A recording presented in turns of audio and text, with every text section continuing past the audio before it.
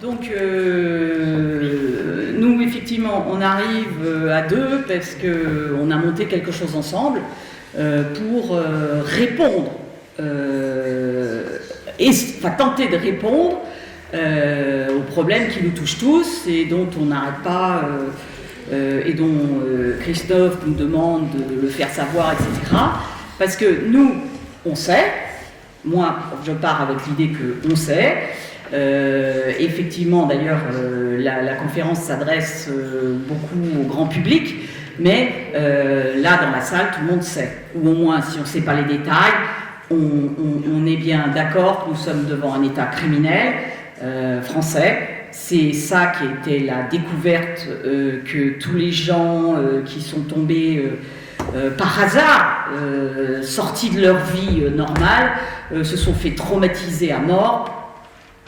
Sans comprendre. Je crois qu'en fait la guerre, c'est la guerre de l'entendement, c'est-à-dire nous trouvons face à des gens qui ont du pouvoir et quand ils l'utilisent, ils vous disent des choses qui sont en réalité incompréhensibles, sauf que comme vous êtes en état de vulnérabilité, vous n'êtes pas capable de vous dire « Ah, mais qu'est-ce que tu me racontes, c'est que des conneries !» Parce que si on était capable de le dire, ça s'arrêterait très vite. Donc, juste, on va vous raconter vraiment en elliptique comment on arrive ici et ce que notre expérience, qui est la vôtre, nous amène à penser. Puis ça sera bien si vous nous dites aussi si ça vous paraît cohérent ou intéressant. Donc moi, en réalité, c'est formidable parce que dans le monde de dingue que nous a décrit ce matin Michel, et ben moi je suis native des nouvelles technologies, malgré mes cheveux blancs, je suis native des nouvelles technologies et donc je fais des nouvelles technologies. En 86, je fais de l'internet, voilà. Et moi je suis une grosse naïve, je pense que ces nouvelles technologies c'est génial, ça va changer le monde. Et d'ailleurs, tous les gens de l'internet au début étaient des formidables inventeurs qui pensaient que ça nous donnerait la liberté. Vous voyez, on en est arrivé complètement dingo. Donc, toujours naïve, etc.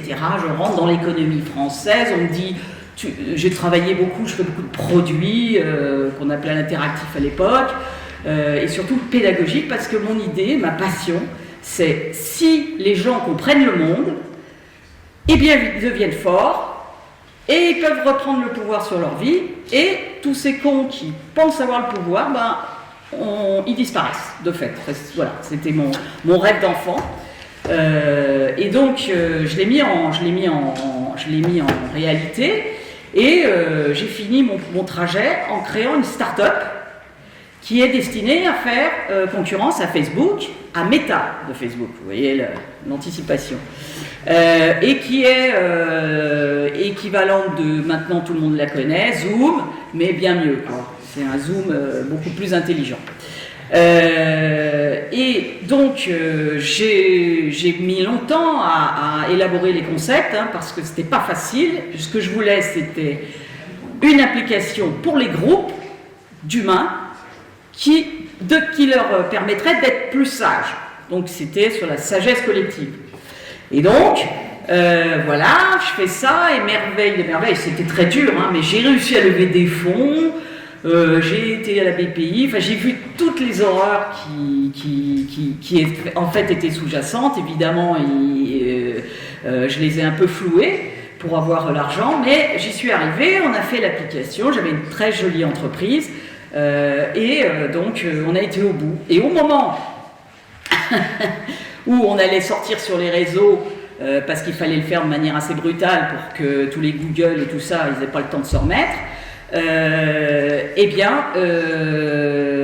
j'ai un de mes actionnaires qui décide qu'une femme ne peut pas porter une entreprise technologique, vous voyez en France très haut niveau, et qui, il n'avait aucune chance de me prendre mes rênes, si, il est allé au tribunal de commerce de Versailles, et en 2 heures de temps, les mecs lui ont fait une ordonnance sans contradictoire, et ils ont pris ma boîte. Évidemment, ils n'avaient pas du tout l'intention de la redresser et tout ça. La question ne s'est même pas posée.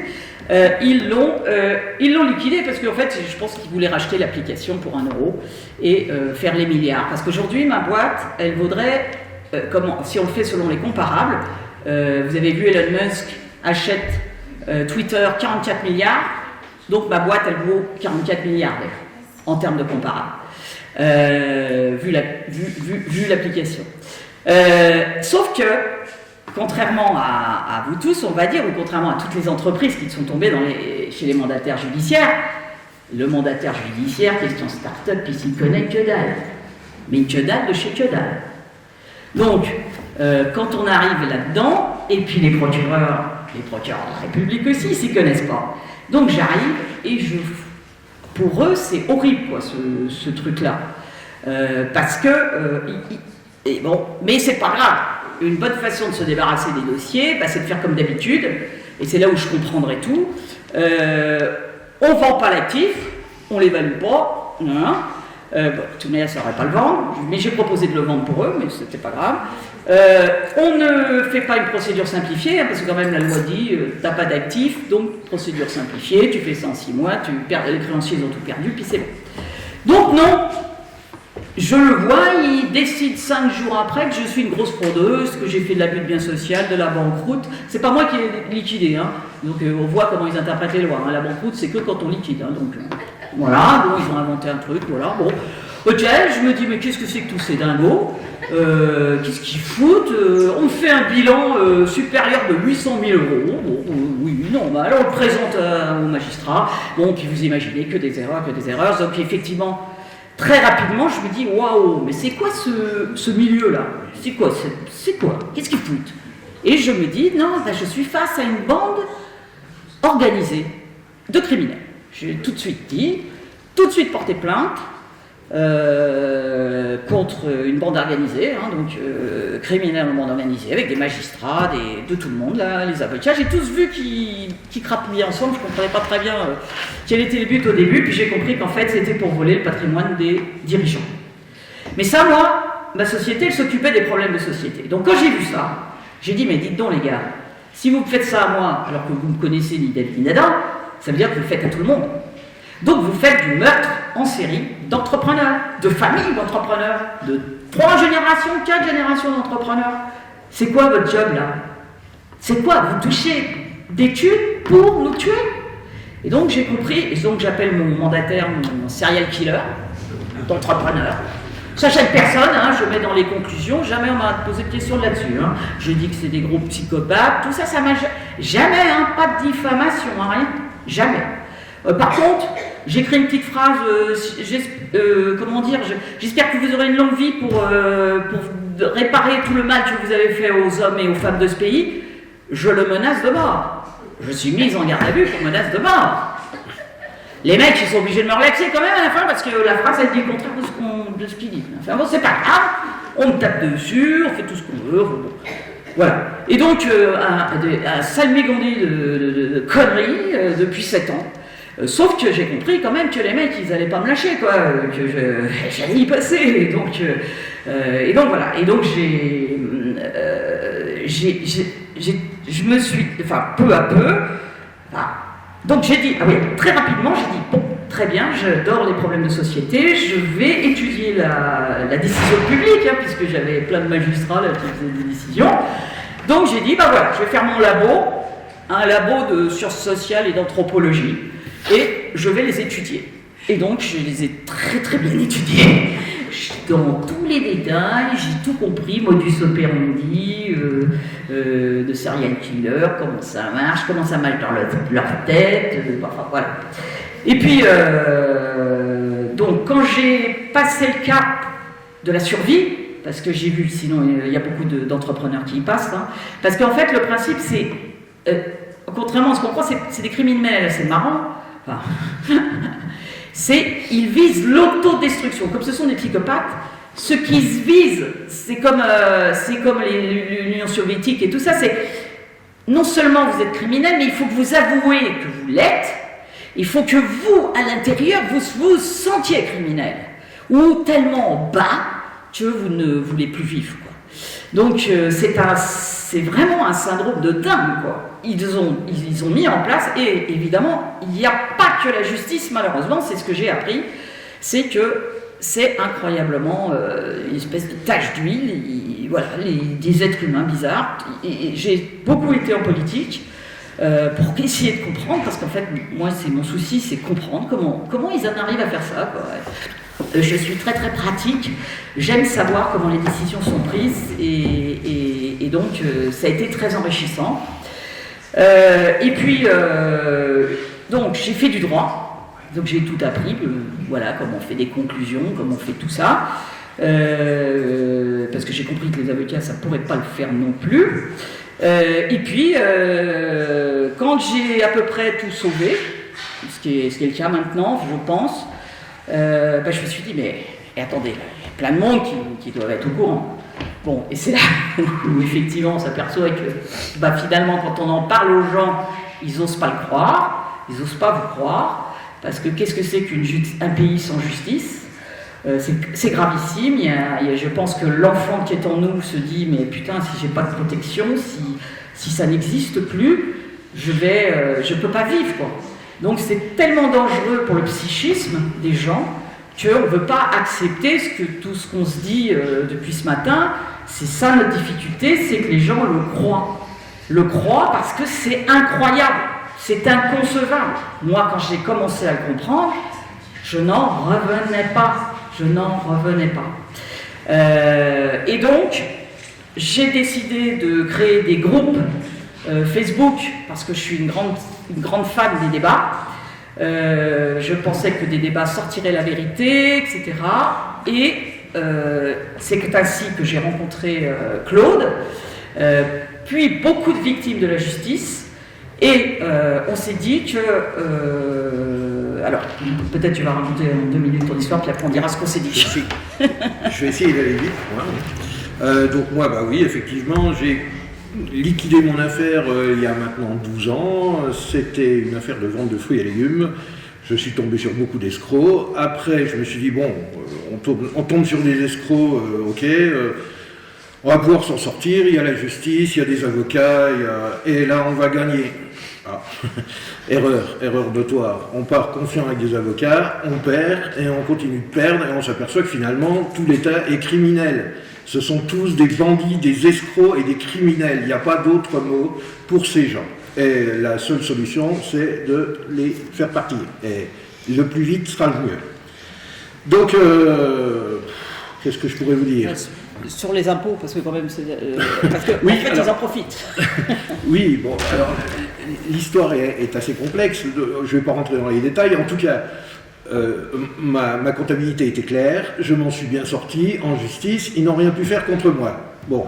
Ok, la justice ne peut rien faire contre moi, il me relaxe plus ou moins, enfin bon, 15 ans d'interdiction de gérer, des choses bêtes, toutes bêtes, mais bon, ça c'était pas le plus grave. Je tombe dans les mains des impôts, qui eux font un redressement fiscal. Bon, ok, redressement fiscal, qu'est-ce qu'on fait ? On fait une comptabilité. Ok, elle est où la comptabilité ? Voilà, ok, non, ça ne sera pas celle-là.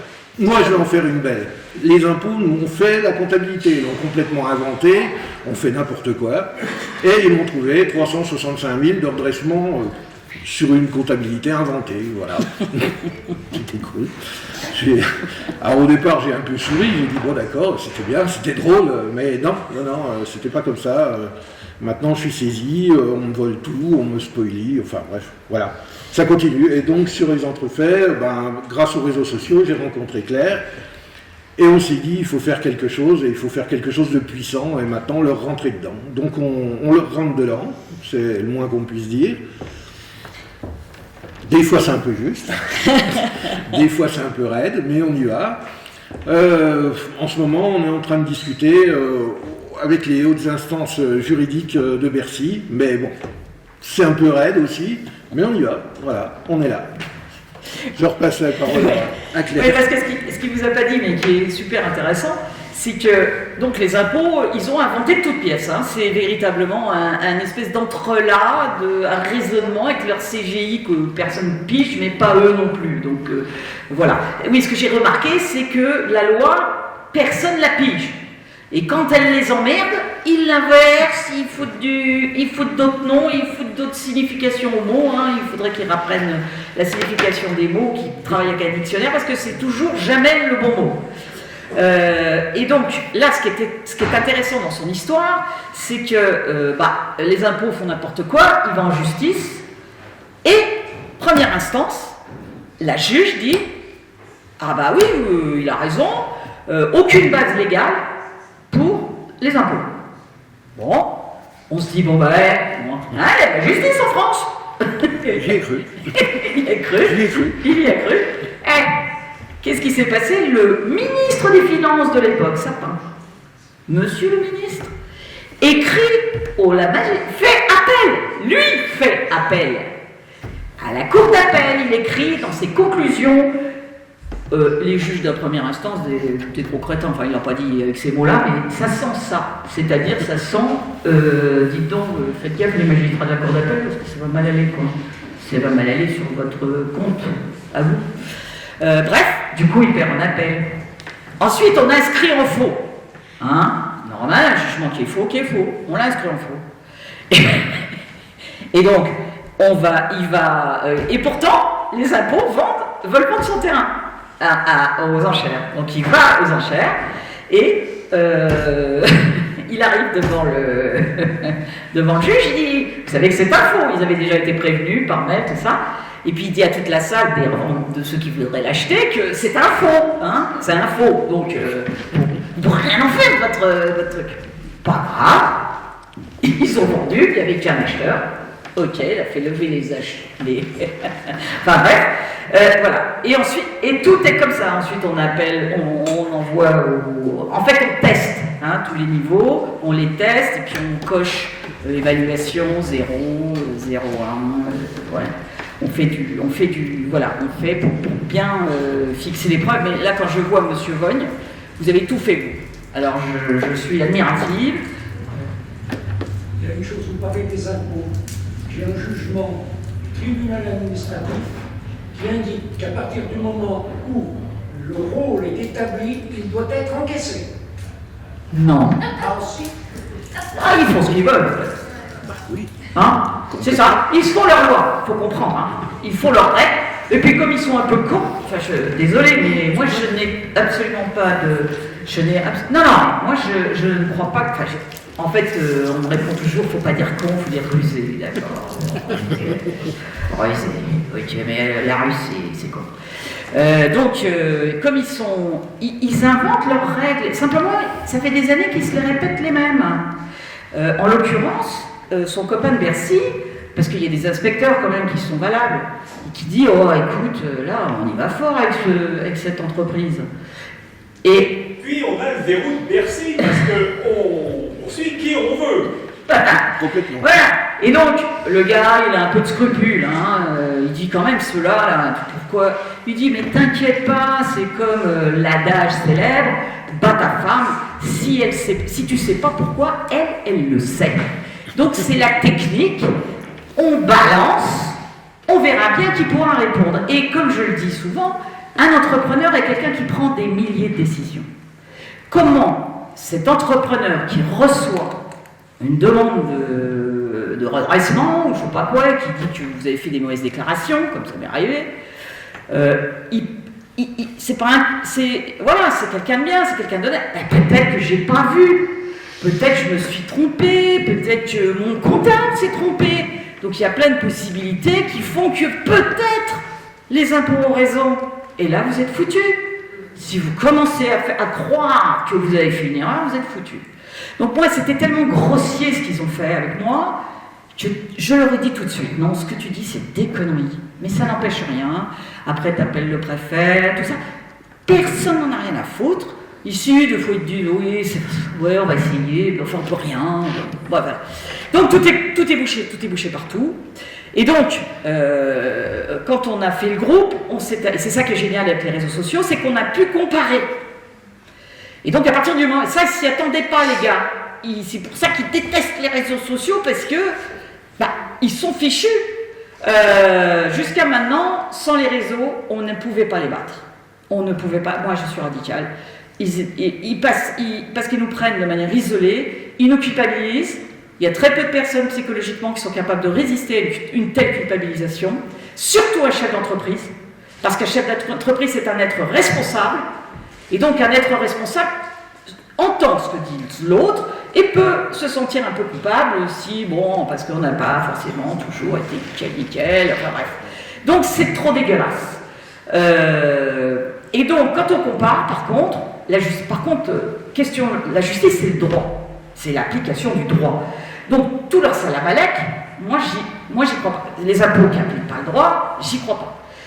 J'ai appris à lire la loi, il n'y a jamais d'application de la loi. C'est totalement, ça n'existe pas. Ils ne savent pas l'appliquer, je me demande même ce qu'ils apprennent à l'école, mais bon, passons.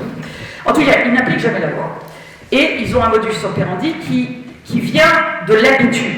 C'est-à-dire, ils sont tous mouillés parce qu'ils sont tous engagés dans des affaires. Il y a quelqu'un qui l'expliquait, je crois que c'était Michel. C'est-à-dire que comme ils se sont tous engagés, ou Monsieur Voigt, comme ils ont tous trempé dans les affaires d'avant, ils ne vont pas se dédire. Donc ils vont recommencer le sempiternel truc. D'ailleurs, faut pas se leurrer, dans ces affaires commerce, ils font du copier-coller, puisque ça n'a rien à voir avec les cas d'espèces. Ils font du copier-coller, ils changent le nom, il y a la touche cherche, remplace, donc ils mettent ton nom à la place de l'autre con qui s'est fait avoir avant, et tu as toujours les mêmes conclusions. Toujours. Bon, ils reprennent un peu de l'histoire, ils piquent des trucs, mais ça correspond à rien. Et vas-y petit, c'est de l'extermination en masse. C'est pas du droit, mais c'est de l'extermination en masse. Et à chaque fois que vous parlez, on vous dit moi j'ai même un juge d'instruction qui a été saisi, et au lieu d'enquêter sur le crime que j'ai dénoncé, les crimes que j'ai dénoncés, la période que j'ai dénoncée, non. Elle a commencé par me dire, mais vous avez travaillé avec des gens qui pourraient témoigner. Je lui dis, mais qu'est-ce que ça a à foutre, les gens avec qui j'ai travaillé dans le temps? Oui, parce que... J'ai dit, oui, ça voudrait dire que, voilà, je me fais violer, c'est parce que je dois être violée, quoi. Enfin, voilà, j'ai été déjà violée avant, donc je lui dis, non, madame, ça marche pas comme ça. C'est pas grave. Elle a fait une commission rogatoire aux policiers. Les mecs, ils ont enquêté sur 6 mois avant que les faits soient produits. Pas de crime, pas de trace. C'est pas grave, non-lieu. Évidemment, trouve rien. Elle aurait bien voulu me mettre en prison, mais bon, il n'y avait vraiment même pas de trace de mes exactions. Donc on est dans un monde de débiles qu'il faut absolument... voilà. Et donc, en comparant toutes nos affaires, on a donc trouvé tous les modus operandi, on a beaucoup de petits raccourcis de justice pour aller très vite et stopper les affaires, les stopper, les enterrer, enfin il y a plein de petites techniques qu'on a mises au point pour aider toutes les victimes.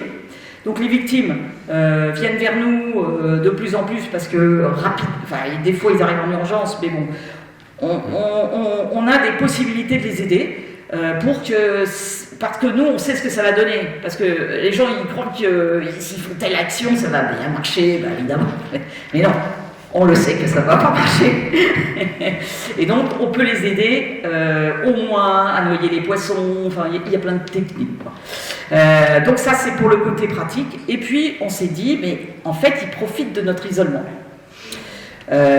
Parce que, à chaque mois, ça fait la 5e garde à vue que je me tape, pour des idioties. J'écris des mails à la justice. Vous avez vu une loi qui dit interdit d'écrire des mails à la justice et que ça mériterait une garde à vue? Non. Mais c'est pas grave, c'est eux les chefs, c'est ce qu'ils veulent. Et donc on s'est dit, il faut plus qu'on soit isolé. C'est-à-dire que même dans les procès, il faut qu'on arrive avec une armada derrière. Voilà, nous on est témoins de crime, et en tant que témoins de crime, c'est ce que disait monsieur, nous sommes obligés d'aller dénoncer. Donc on vient là parce qu'on doit dénoncer. Et vous, monsieur le juge, vous voulez être complice. Si vous ne dénoncez pas vous aussi, vous êtes complice. C'est-à-dire qu'on ne les laisse plus au niveau où ils étaient jusqu'à maintenant. Et donc, c'est pour ça qu'on a créé... Alors, le meilleur outil qu'on a trouvé, parce que l'association, ça marche pas, ça fait... Enfin bref, ça marche pas. Souvent parce que les présidents, ils tiennent pas la route. Mais enfin bon, on n'en parlera pas. Et donc, on s'est dit, on va faire un syndicat des usagers de la justice. Ça peut donc même, on peut avoir des magistrats chez nous, même des policiers. Bref, tout être qui va mettre un pied dans la justice peut venir à notre syndicat pour qu'on l'aide à ne pas se faire avaler par le trou noir et que toute sa famille disparaisse avec.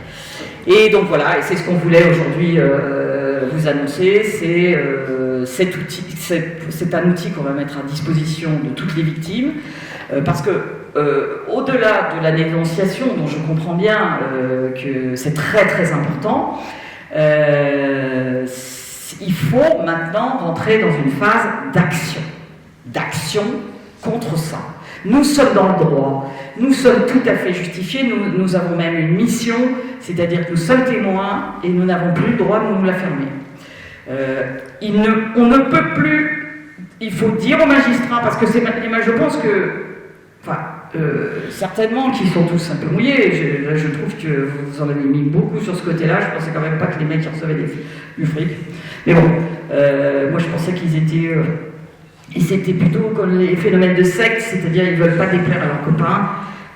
Donc c'est pour ça qu'à chaque fois ils sont trop lâches et qu'ils nous enfoncent. Et je sais aussi qu'ils vont aux tribunaux pour piquer les biens, effectivement. Et j'ai même la preuve, la police, c'est la police qui l'a fait. Dans ma pauvre petite enquête, j'ai eu une preuve qui montre que mon juge commissaire a édifié en une génération une fortune immobilière absolument incroyable qui, selon les policiers, l'empêchait d'essayer de me piquer la mienne. Ou de piquer mon entreprise parce qu'il avait aussi des intérêts dans mon secteur. Donc voilà, tout est. Alors maintenant que tout est dit, tout est. Enfin, pour nous, hein, je ne dis pas qu'il ne faut pas continuer à le dire au grand public. Mais c'est tellement dur à avaler que là, il faut travailler les techniques de communication de ce qu'on dit, parce que, voilà. Et puis, et par ailleurs, évidemment, ces salopards, ils ne vont pas m'avoir. Ma start-up, on va la relancer.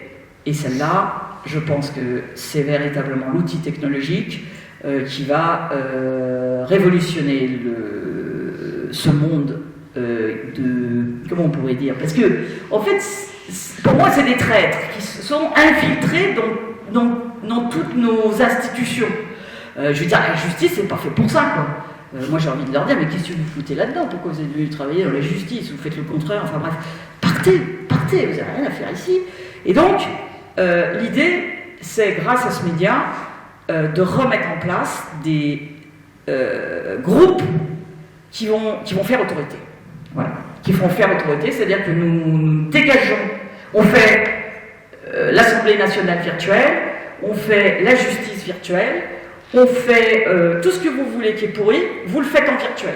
C'est-à-dire vous vous mettez en association et vous avez tous les outils pour faire le contraire. C'est-à-dire on reprend les missions de service public qui nous ont été volées et on les reprend nous et on les met en œuvre nous. Au début, ils vont se foutre de notre gueule, puisqu'ils diront que vous n'êtes pas légitime.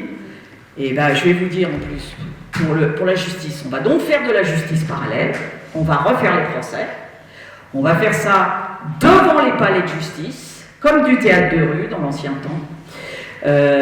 On va punir ces magistrats, enfin les gens qui nous amènent dans leurs affaires, on va punir les magistrats comme ils font nous, hein, comme ils font avec nous, sauf que nous, avec les conseils de pardon, on va les punir sur 4 générations. C'est-à-dire qu'on enverra les punitions à leurs enfants, à leurs grands-parents, à tout le monde. Donc, et évidemment, au début, on va nous dire, mais dis donc, qui tu es pour envoyer ça à ma famille? 300 000 € à rendre à un monsieur, 600 000 à celui-là, 500 000 à l'autre. Mais après, on va leur dire, ah bon? Mais toi, t'es légitime? Eh bien non. Parce que nous, on a des juges élus. Toi, t'es élu? Oh, si t'es pas élu, il faut savoir que les magistrats sont nommés et ont commencé à être nommés par Napoléon, alors qu'il y a une loi en 1700 qui dit que tout magistrat doit être élu. Et ce comte Napoléon, il a oublié de l'abroger. Et puis personne ne l'a abrogé. Donc on est un peu dans un coup comme ça. C'est-à-dire que les magistrats sont totalement illégitimes. et illégitimes par même l'histoire qu'on a vue tout à l'heure, parce qu'ils ont été complices de meurtres, de spoliation, de blanchiment d'argent, enfin bon, voilà, ils sont illégitimes. Donc, du coup, on va ainsi placer une nouvelle légitimité. Et on le fera pour le politique, et on le fera pour tout le monde, pour les médias, pour tout ça. Et donc, on crée une espèce de monde parallèle, mais pour ça, il faut cette technologie que j'ai développée, parce que sinon, on ne pourra pas pratiquement le faire, parce qu'on ne peut pas le faire qu'en physique. Il faut qu'on ait des mémoires, on capitalise le savoir, tu vois, tout ce que tu nous as raconté, on l'aurait mis, on aurait une belle base de connaissances, et tout ça, ce serait bien, on saurait toujours où ça se trouve, etc. On aurait des groupes qui grandiraient en intelligence, etc. Enfin, bref, je ne vous en parle pas parce que ça mettrait des heures. Mais il y a des solutions. Moi, ce que j'aime, c'est des solutions. Je suis une entrepreneuse, je veux des solutions. Je ne supporte plus d'avoir face à moi des gens avec qui je ne voudrais pas vivre. Vous voudrez vivre avec ces gens, mais pourquoi ont-ils du pouvoir? Je me suis toujours demandé ça. Pourquoi on leur a laissé le pouvoir? Depuis la Révolution française, on a coupé la tête du roi protecteur pour laisser montrer les voleurs. Voilà, les voleurs. Donc c'est fini, messieurs, dames, les voleurs, c'est terminé. Et on va passer à une autre ère.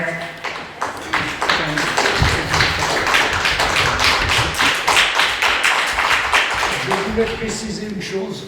Vous avez parlé des impôts. J'ai saisi Bercy. J'ai reçu une lettre de M. Parent, directeur des impôts à Bercy, qui m'a répondu que la remise gracieuse des impôts ne peut pas me concerner parce que je ne suis pas méritant. Non. Comment qu'il le sait, lui, que vous êtes méritant? C'est ça, c'est dingue. Il se permet quand même des choses incroyables. Hein? Merci Claire, merci jeune homme.